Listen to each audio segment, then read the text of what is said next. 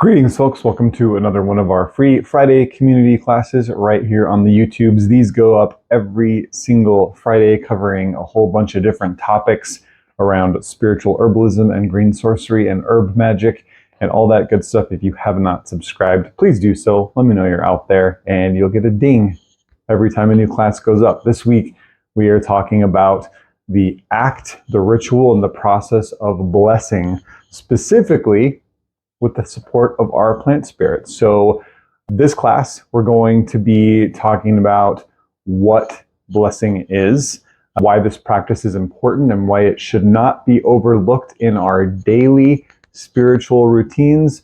We're going to look at some herbal specific blessing practices and what they look like, how I practice them. We're going to look at some plants, individual plants that I like to work with in this work, and a few different processes that I like to work with for doing plant blessings. So with that, what is blessing?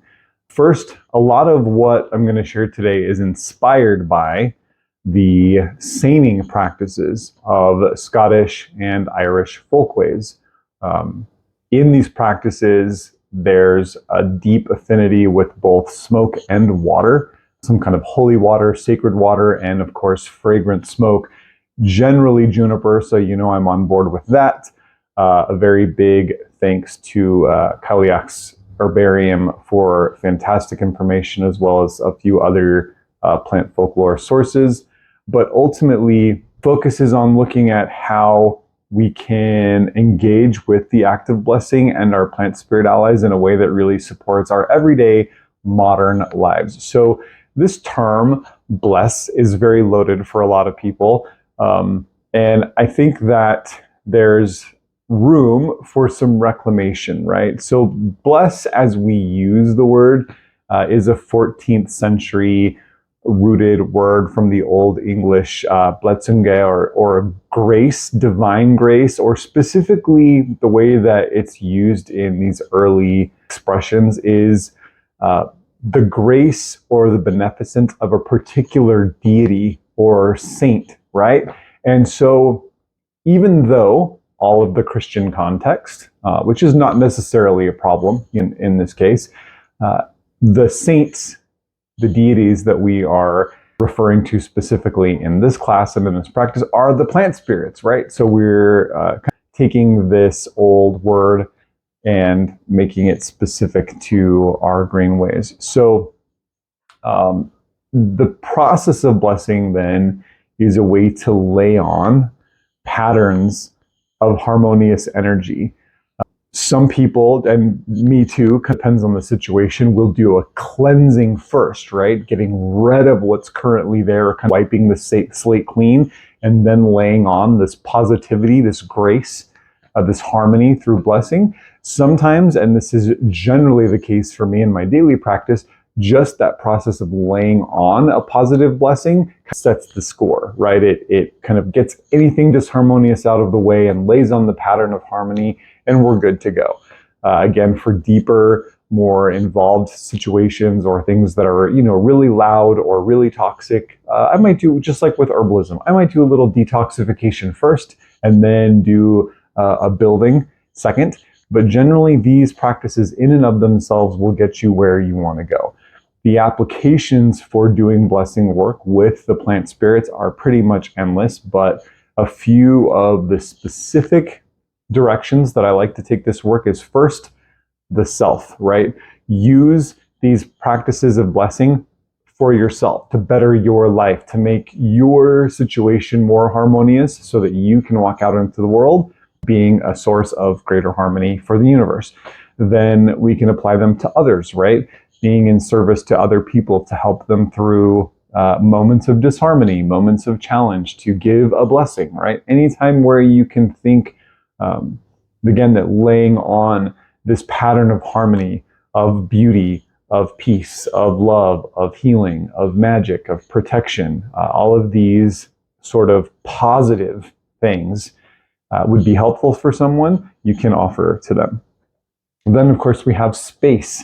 We want to ensure that the spaces where we sleep, the spaces where we prepare food, the spaces where we meditate and do ritual and prayer are supportive to our wellness. So a little space cleansing, whether that's part of your house cleaning chores or something that you do before working, very nice to come into a space and acknowledge how much is happening in spaces all the time and that different patterns are being marked out all the time, and to come in and just kind of, give something good, lay something nice. And the way that I do a space blessing also really honors the spirits of space, right? So it's not just like my relationship with this room or my relationship with this clearing and this grow, but also an offering to the other non-human and maybe non-corporeal people who live in that space all the time, or who share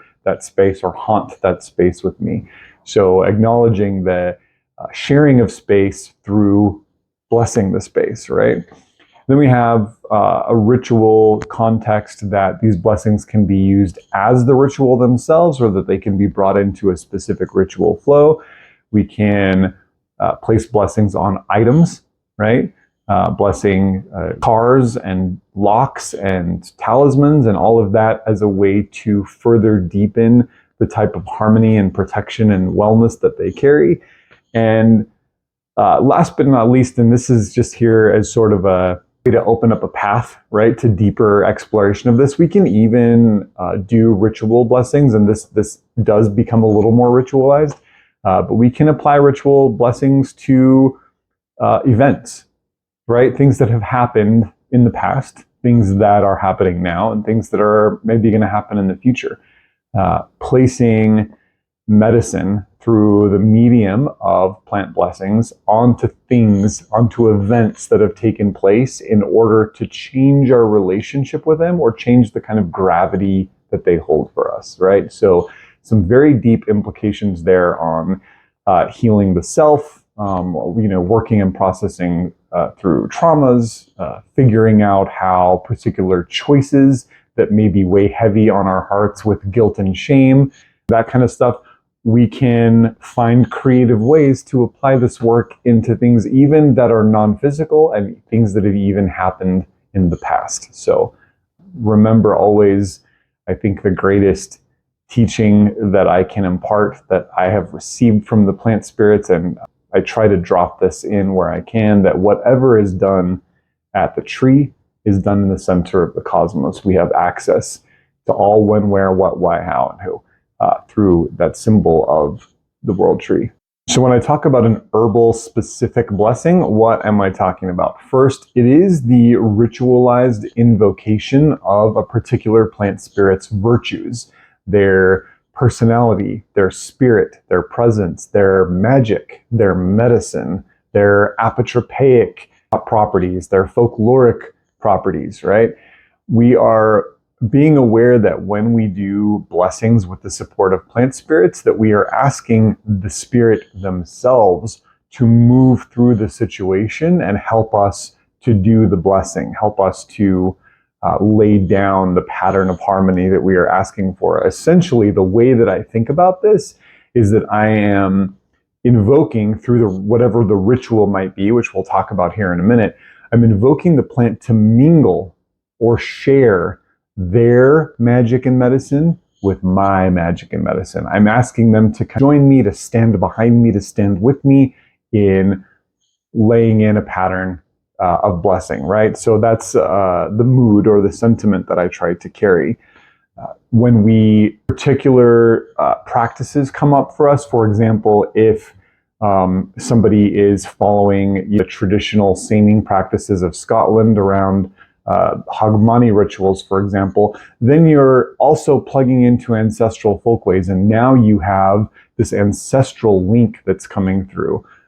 That's just an example. I think that regardless of your ancestry, your current cultural connections, your ancestral cultural connections, you can find different iterations of blessings, even that include plant spirits, that you can bring in as part of the way that you honor and connect to your ancestors, and bring it in and have that extra little bit of power that comes through. For me, plants are agents of harmony. They are agents of creating harmony and beauty wherever it's needed.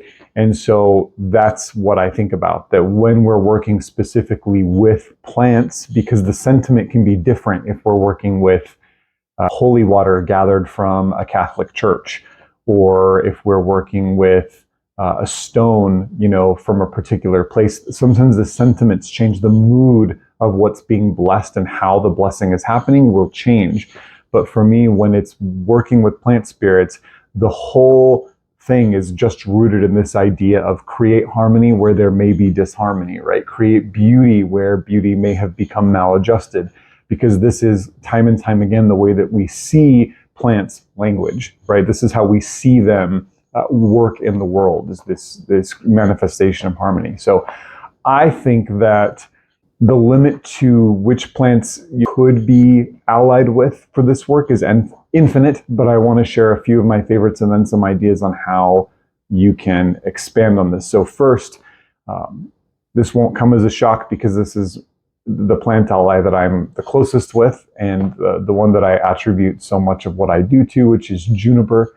And here where I live, we have Juniperus osteosperma. We have a high desert juniper that is just fragrant and beautiful, and really holds space in the 105, 110 degree summer days and in the 5 and 10 degree winter days. Right, this is an incredible tree ally for me. And so juniper is a plant that I rely on very, very heavily in my blessing practices. This is juniper is generally who I'm working with when I need to lay down patterns of goodness. And I really appreciate, although I have very negligible Scottish ancestry, I think it's very cool that throughout Ireland and Scotland, this is also a tree that's respected and worked with for the same thing. So juniper is great. Really any of the mint family plants, but lavender especially is an ally that comes up for me time and time again as an agent of blessing. That the lavender spirit is happy to come into this work and help us lay down new patterns of harmony. So consider lavender, and I'm going to show you some applications here in a minute.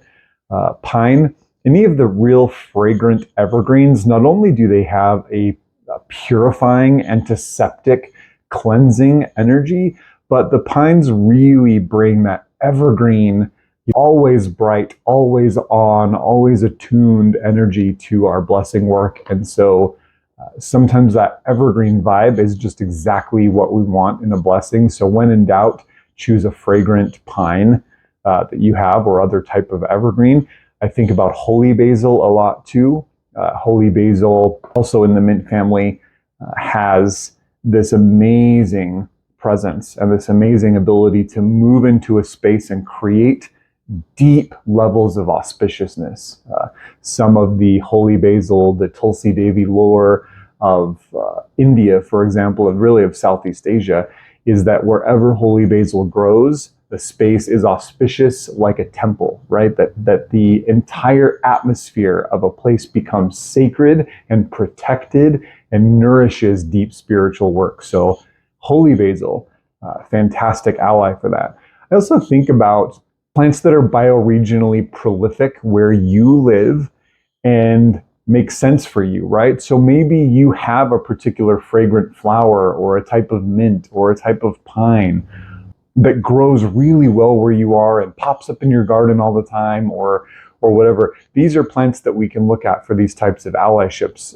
When there's a pleasing fragrance to the plant, and they're colorful, and they have that just really bright, beautiful, attractive energy, all the better.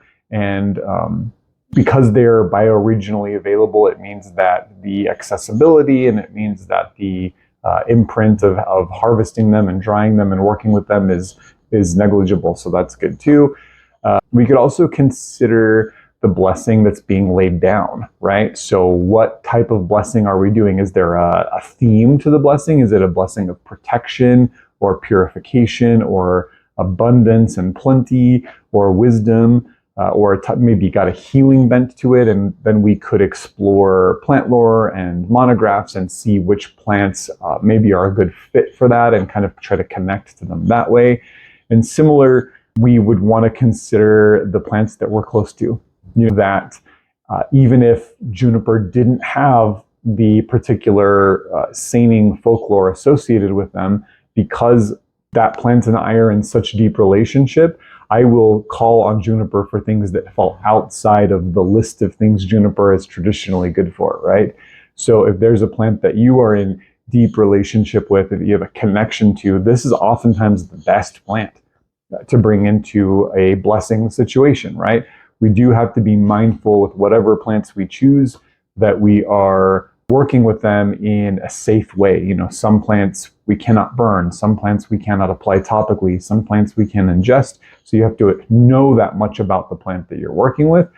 Juniper is one of those. So once you kind of have that groundwork laid, you can pretty much do whatever you want. And for me, that doing whatever you want comes in the form of a few different processes of blessing with plants.